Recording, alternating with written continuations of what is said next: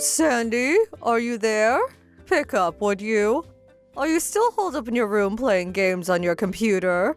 You do know that you're a housewife. You have responsibilities. You know, like cooking and cleaning. I won't stand for this loafing off all the time.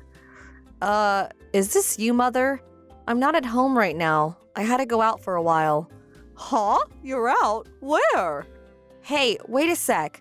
Don't tell me you used that spare key to get into her house. How many times have I said we need our privacy? You can't just go in and out of her house whenever you like. I thought Mark took that away from you. How'd you get it back, or did you make another spare somehow? Yes, just in case. I had another one made. What's wrong with that? Are you serious? Anyway, what are you doing going out on a weekday? You should be at home cleaning or cooking tonight's dinner for Mark. Don't tell me you're having an affair. I will not stand for it. Are you for real, Mother? Are you really asking me that? I really can't be doing this. I'm in the middle of the crosswalk texting this.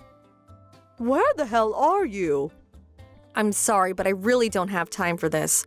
Gotta go. Oh, and please don't go into my office space. I have important work stuff there.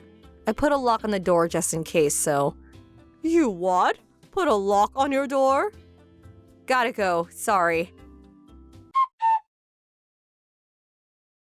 Sandy, are you there? Do you have a minute? Hi, Mother. Nice evening, huh? Can I help you with something? I'm going to get right to the point. I want you to live with me under one roof from this day forward. Seriously? Where did this idea come from all of a sudden? There was no use trying to hide it. The doctor gave you a life expectancy, am I right? Huh? Life expectancy? Like I got a year or two to live? Is that what you're saying? Yes, not in years though. I hear it's like 3 months. You have 3 months to live. Knowing that you married Mark, how could you? I can't believe you kept it secret. You married Mark and joined our family knowing full well that you didn't have long to live. Excuse me, but where the hell did you hear that? 3 months, are you for real?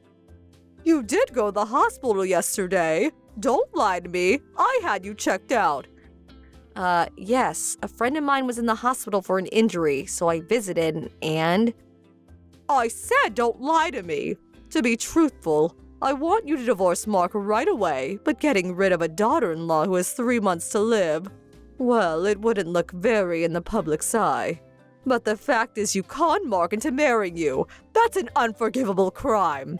As punishment for misleading us, I want you to use the rest of your life, the 3 months you have left to work for me, to do everything I say. You got that? We will live under one roof from this day forward. Don't you even think of checking into the hospital. I really can't make that decision right away. No, you must make up your mind right this minute. Hey, Mark, you still working? Can I talk to you for a second? Hey, Sandy, what's up? I just got a text message from your mom. Is she off her rocker? She's saying some weird stuff. What did she say this time? Well, this is gonna sound strange, but please bear with me. Apparently, I have a life expectancy of 3 months. I have 3 months to live, it seems. So, during these 3 months, she wants me to live with her and work as her slave until I die. Huh? She really must be off her rocker. You got that physical last month, right? The results said you were super healthy. Not a thing wrong with you. And you have 3 months to live? Who the hell told her that? Yeah, weird, huh?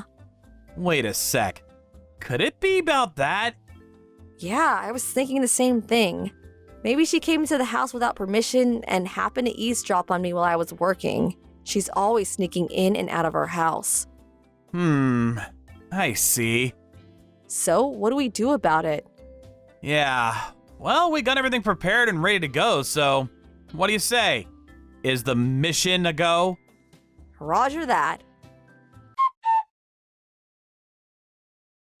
Sandy, what's taking so long? I haven't received your answer yet. What are you going to do?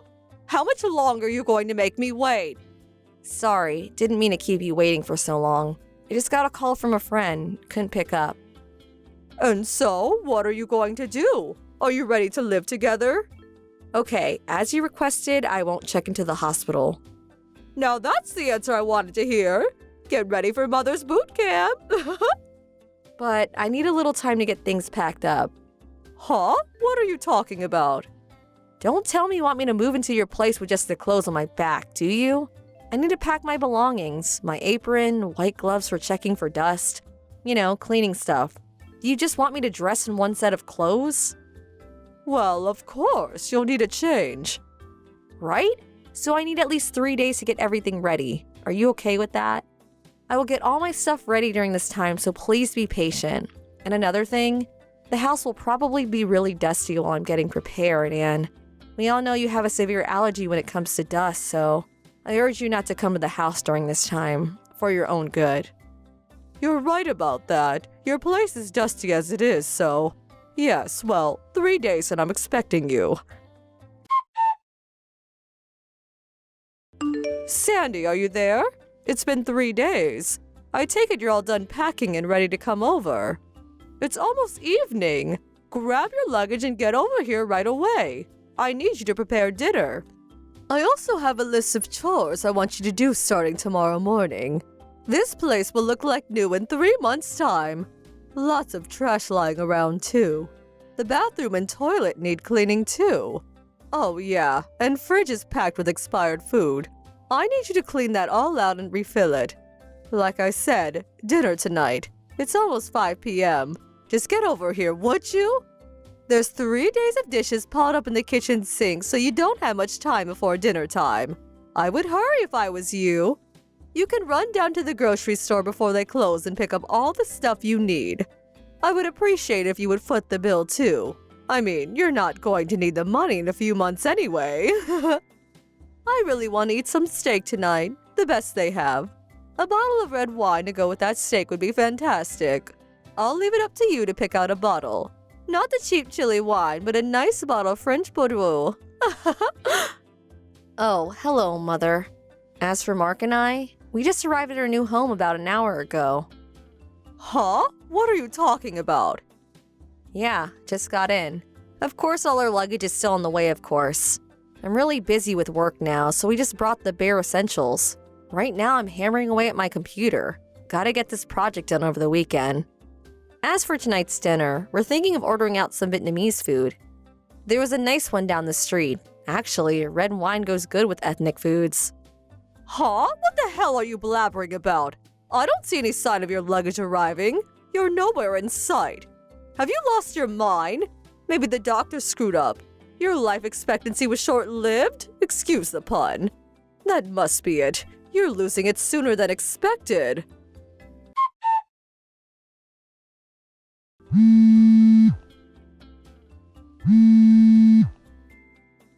Sandy, answer me!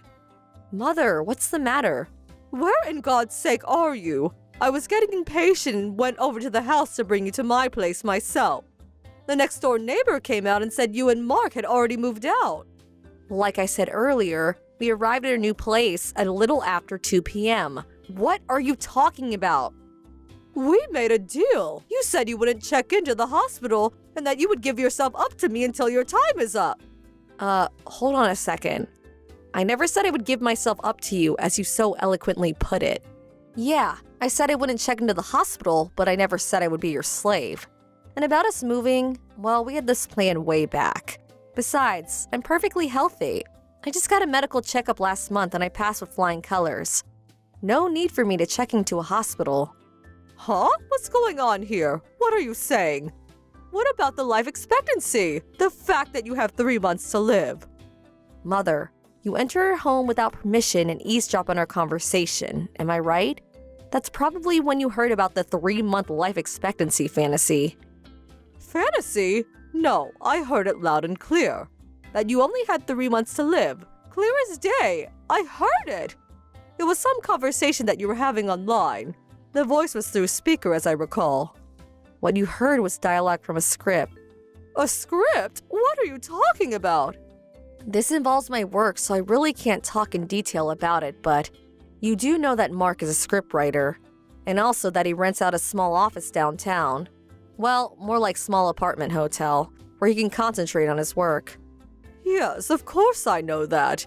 He says he can't concentrate on his work while at home. Too many distractions. He's always been that way. Even when he was living at home, he used to rent out a weekly apartment when he wanted to get work done. Yes, and that hasn't changed after we got married.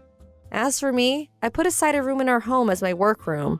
You knew we worked this way, but you would always sneak into our place without permission, always making sure Mark wasn't there, and interrupting my work. Huh? Are you still insisting that you're some sort of businesswoman? You're just a housewife. Can't you get that through your head?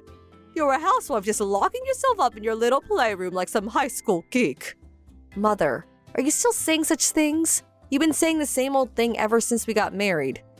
But it's true, isn't it? Your son is a scriptwriter and has been working this way for years. Suddenly, I come into your life and you can't seem to accept the way we live. You should open your eyes and face the facts. What are you talking about? Mark says he'll explain the rest. So, that's all I have to say. Goodbye.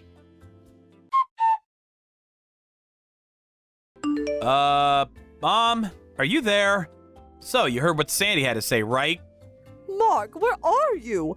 Your neighbor said you moved out. What's going on? I learned that Sandy only had 3 months to live, but now I find out she's actually healthy as an ox. What's going on? But I was sure I heard Sandy speaking with somebody in her room, and I definitely heard that she had 3 months left to live. Like Sandy said earlier, that was a dialogue from a script. I wrote it. Huh?